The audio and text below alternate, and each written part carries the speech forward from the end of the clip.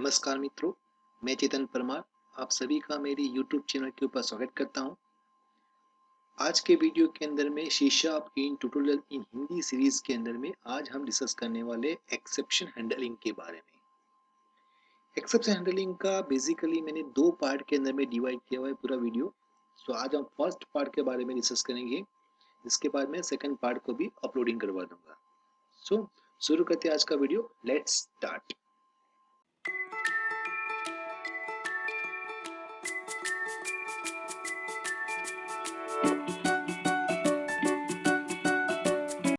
सबसे first, what is exception?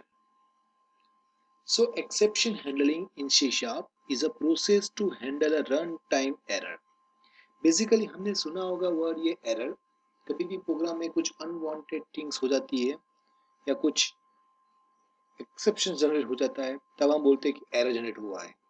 So different types के error हो सकते हैं, लॉजिकल एरर हो सकती है, सिंटेक्स एरर हो सकती है, डेटा एरर हो सकती है। लेकिन जो बेसिक दो चीज बोली जाए एरर के लिए, तो एक होती है कंपाइल टाइम एरर, एक होती है रन टाइम एरर।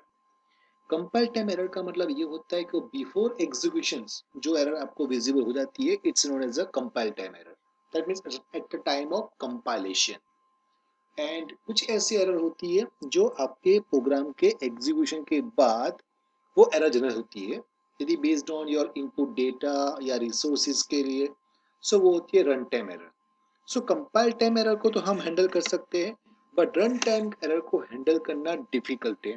और सबसे बड़ा इश्यूज ये होता है कि यदि रन टाइम एरर जनरेट होती है तो वहां पे सीधा हमारा प्रोग्राम का टर्मिनेशन हो जाता है। सो ये जो इश्यूज चल रहे हैं उसी को रिजोल्व करने के लिए एक्सेप्शन हैंडलिंग का कंसेप्ट इंक्लूड किया हुआ है। इसलिए यहाँ पे लिखा हुआ है it's a handling the run time error. So all exception is derived from the system.exception class. So .NET के अंदर में ये क्लास अवेलेबल है system.exception। इसी के क्लास में से बाकी सारे exception के क्लास derived हो रहे हैं। So if we don't handle the exception, it print exception message and terminate the program। जैसे मैंने बोला कि यदि हम exception handling को handle नहीं करेंगे तो उस केसेस में क्या होगा कि exception message डिस्प्ले हो जाएगा एंड हमारा प्रोग्राम का टर्मिनेशन हो जाएगा वहां पे। So now C# exception classes. सबसे फर्स्ट क्लास है system dot divided by zero exception। This is the first class और उसका पर्पस ये है कि it's handle the error generated by divided by a number with zero। So this special class for divisions के लिए है with zero। Second is a null reference exception class। So वो handle कर रहा है error generated by referencing the null object. यदि आप null object को रेफरेंस यूज कर रहे हो तो उस केस में एरर जनरेट होगी। Then system dot invalid cast exception. So it handles the error generated by invalid type casting के हिसाब से। Then IO exception, it's handle the input output errors. Then field access exception, which is for handling the error generated by invalid private or protected field access। Then C# exception handling के बारे में। So basic वहाँ पे दो techniques है जिसके through exception handling को handle किया जा सकता है। सबसे फर्स्ट है try catch finally and second one is the throw statement के थ्रू। सो पहले शुरू करते हैं ट्राई कैच फाइनली के साथ। सो उसका सिंटेक्स देखते हैं कैसे वो काम करता है।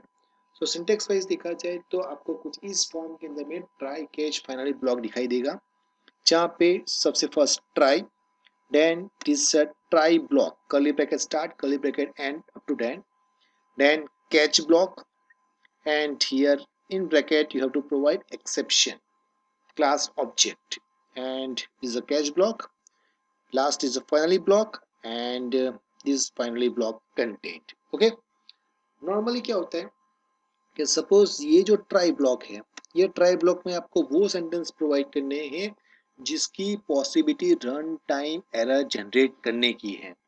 सो वो सारे स्टेटमेंट्स आपके इसके अंदर में ट्राई ब्लॉक के इनसाइड में आएंगे।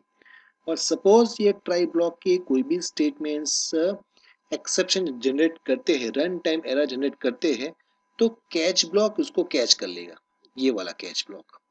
और कैच ब्लॉक के अंदर में जो भी एक्सेप्शन लिखा होगा उस एक्सेप्शन के बेसिस के ऊपर वो आपको मैसेज प्रोवाइड कर देगा एंड लास्ट में वो पॉइंटर मूव करेगा ऑन फाइनली ब्लॉक के ऊपर। ठीक है, फाइनली ब्लॉक का सबसे बड़ी जो अहमियत बोली जाए तो फाइनली ब्लॉक आपके प्रोग्राम के अंदर में एक्सेप्शन जनरेट होगा या नहीं होगा, ये दोनों केसेस के अंदर में फाइनली ब्लॉक एग्जीक्यूट होगा। कैच ब्लॉक तभी एग्जीक्यूट होगा जब आपके प्रोग्राम के अंदर में ट्राई ब्लॉक के इनसाइड में एक्सेप्शन जनरेट होगा। ठीक है, सो हम थोड़ा अच्छे से समझते हैं विद एग्जांपल के साथ। जैसे यहाँ पे एक छोटा सा एग्जांपल लिखा हुआ है, सबसे first x is equal to 0 and division one variable is 0। So दो वेरिएबल यहाँ पे डिक्लेयर हो गए, दोनों की वैल्यू मैंने यहाँ पे इनिशियली 0 कर दी है। Now try block, try block में क्या लिखा है, division equal to 100 divided by x। ठीक है, सो दैट मीन्स अल्टीमेटली क्या हुआ, it's 100 divided by 0। So mathematically देखा जाए तो it's not possible. Okay, so then console of write line and division, so division की वैल्यू प्रिंट करवा दी। कैच ब्लॉक में लिखा है divided by 0 exception and its object name is ex and console of write line करके लिख दिया exception occurred and finally block में लिख दिया जस्ट फाइनली ब्लॉक। ओके, सबसे पहले हमें आपको वो चीज बताता हूँ कि जहां पे एक्सेप्शन जनरेट नहीं होता है। सपोज एज्यूम करो कि x की वैल्यू फिलहाल 10 है। ठीक है, सो 10 जैसे होते तो division in 100 divided by x, सो ये हो गया 10। सो अल्टीमेटली हम इसको डिवाइड करेंगे तो हमारे पास वैल्यू कितनी आती है 10। सो आउटपुट यहाँ पे आएगा 10 एंड कोई एक्सेप्शन नहीं है तो सीधा वो मूव करेगा ऑन फाइनली ब्लॉक के पास एंड मैसेज प्रिंट करेगा फाइनली ब्लॉक। सो आउटपुट में दो चीज आएगी 10 एंड फाइनली ब्लॉक। नाउ अब हम चलते हैं x की वैल्यू यदि 0 है, सो x की वैल्यू 0 है तो उस केसेस में क्या होगा, अब 100 डिवाइडेड बाय 0 यहाँ पे।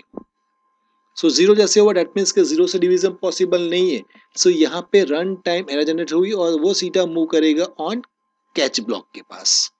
और कैच ब्लॉक में लिखा है क्या है, डिवाइडेड बाय 0 एक्सेप्शन, और अल्टीमेटली यही वही एरर है, डिवाइडेड बाय 0 एक्सेप्शन। सो सीधा ये कैच ब्लॉक उसको कैच कर लेगा एंड मैसेज डिस्प्ले करेगा एक्सेप्शन अकर्ड एंड उसके बाद मूव करेगा सीधा on finally block. So message आएगा फाइनली ब्लॉक। सो दो मैसेज आएंगे, exception occurred and finally block. So multiple catch block के बारे में, सो आप मल्टीपल कैच ब्लॉक भी प्रोवाइड कर सकते हो ट्राई के साथ, जैसे यहाँ पे आप देख सकते होगे।